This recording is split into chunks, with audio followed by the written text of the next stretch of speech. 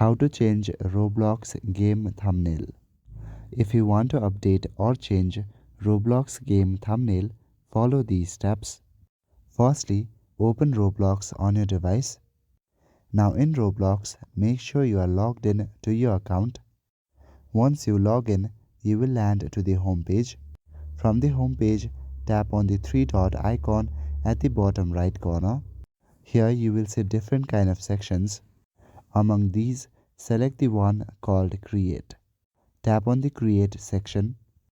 Now here, under the section Experiences, you will see your thumbnail. To view more option for the thumbnail, click on the thumbnail. After that, select the second option, View Analytics. Here you will see the option Go to Thumbnails. Click on it. Now you can personalize your thumbnails.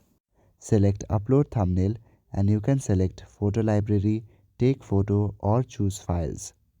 By these three ways, you can select photos and upload it to your Roblox game thumbnail. So that is it for this video. I will see you in the next one. Thank you.